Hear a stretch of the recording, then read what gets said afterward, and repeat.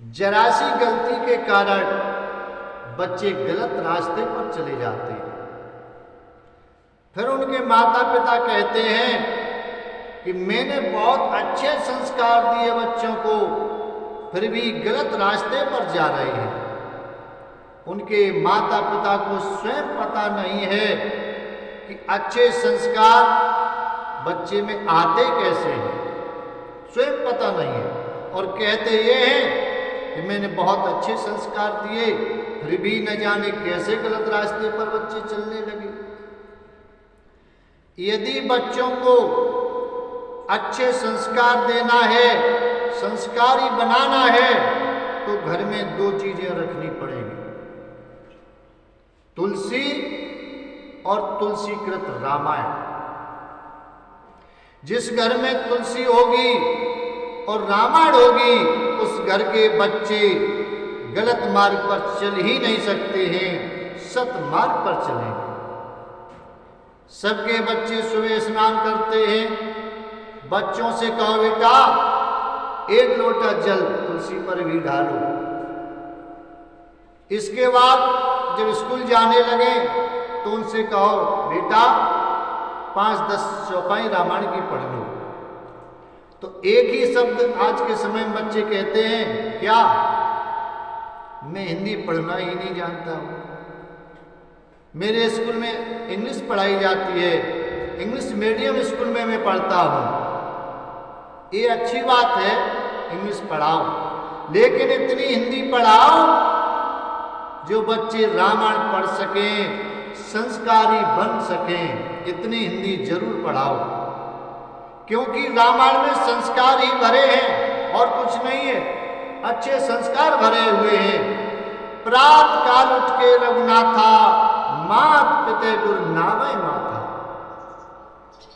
जब ये चौपाइयां पढ़ेंगे बच्चे तो सोचेंगे, जब भगवान राम ने अपने माता पिता गुरु को मस्तक झुकाया तो मैं भगवान के बराबर थोड़े, तो वो तुम्हारे लिए भी झुकाएंगे मस्तक।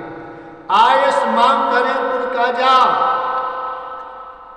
माता पिता की अनुमति लेकर के गृह कार्य करते हैं, तो तुम्हारे बच्चे भी तुम्हारी अनुमति से ही कार्य करेंगे। लेकिन तुलसी की पूजा करवानी होगी आपको और रामायण रखनी होगी। केवल इतना ही बच्चों को बताना है कि बेटा एक लोटा जल ढालो तुलसी पर, फिर वह सारी प्रक्रिया धीमे धीमे स्वयं करने लगेंगे।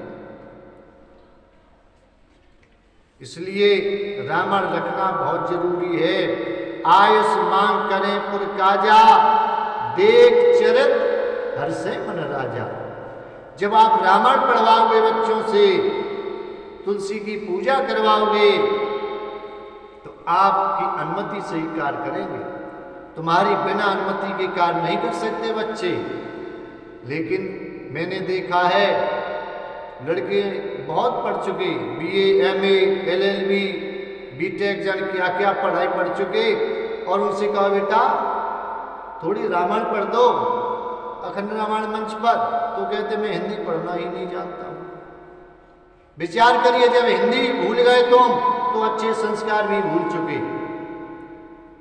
इसलिए इतनी हिंदी बच्चों को जरूर पढ़ाओ जो रामायण पढ़ सके। रामायण में क्या है?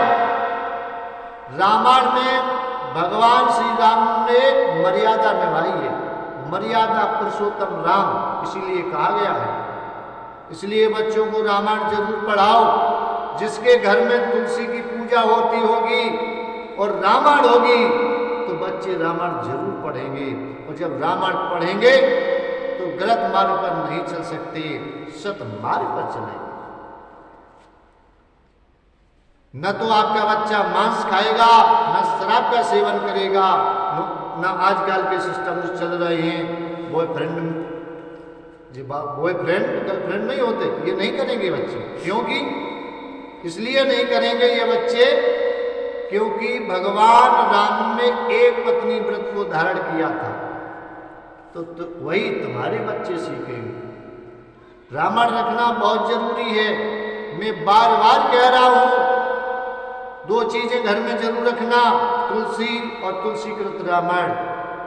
बच्चों को कभी भी आप गलत रास्ते पर चलते हुए नहीं देखोगे अपनी आंखों से।